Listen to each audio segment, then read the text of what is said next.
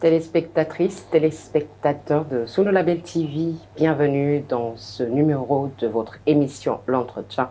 L'Entretien qui aujourd'hui affiche une couleur exceptionnelle, situation exceptionnelle oblige, entretien exceptionnel. Dans ce numéro de Sunu Label TV, nous avons deux invités, pas n'importe quels invités. Mactar Sylla, PDG du groupe Label Plus, mais également Pape Demba Thiam, économiste. Bienvenue, chers invités. Bienvenue, merci. Pour cette émission, je ne serai pas seule. Je suis avec Abdokogne Sall, mais également Amadou Ba, les confrères de l'agence de presse sénégalaise. Cet entretien, c'est dans le cadre de ce partenariat avec l'agence de presse sénégalaise et le groupe Label Plus. Bienvenue, chers confrères. Merci. Bonjour à M. Sylla et à M. Thiam.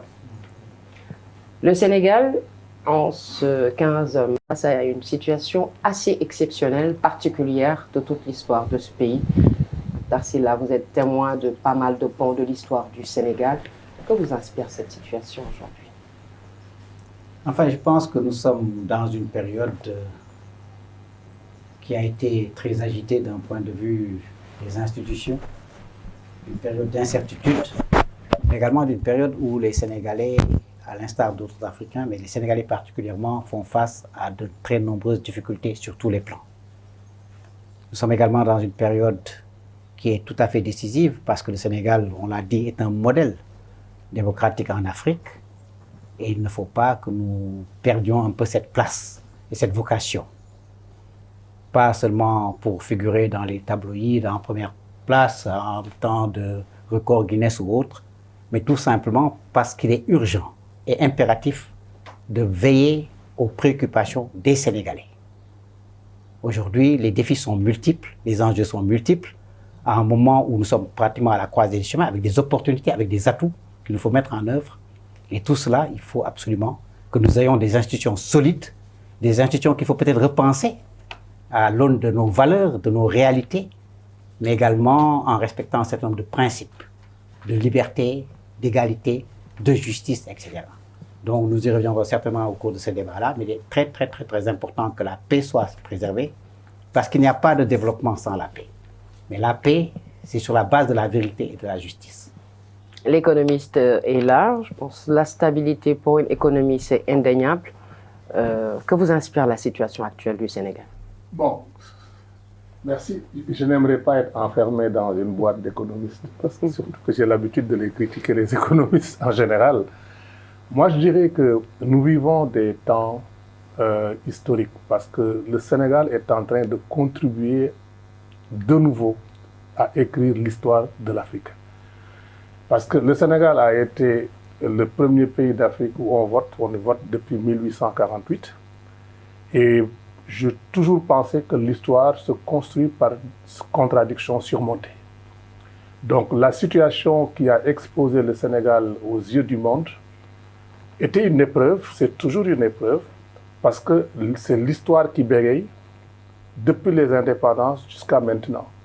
Si vous regardez autour de nous, le maître mot, c'est la reconstruction des institutions. C'est la refondation des constitutions. Bref, ça veut dire que tous les pays d'Afrique sont en train de chercher la boussole pour s'orienter, parce que cette boussole a été perdue quelque part, et pour une raison simple que j'ai toujours écrite, c'est parce que nos institutions, à commencer par notre constitution, quand je parle de ça, je parle de l'Afrique en général, n'ont pas été faites pour nous, mais pour la plupart du temps pour continuer à perpétuer la présence de l'ancien colonisateur et la poursuite de leurs intérêts sous différentes formes. C'est un peu cette fabrique de pauvreté que cela a provoqué, qui a amené des populations humiliées, affamées et qui ont mendié en étant assises sur des tas de richesses, à descendre dans les rues parce qu'elles ne pouvaient plus faire autrement. Et ça a précipité, par exemple, l'avènement de régimes militaires, parce que dans n'importe quel pays, le pouvoir est toujours contrôlé par les forces structurées qui contrôlent les moyens de la violence. Mais si vous regardez tous ces coups d'État militaires, le leitmotiv, c'est de dire refonder nos institutions.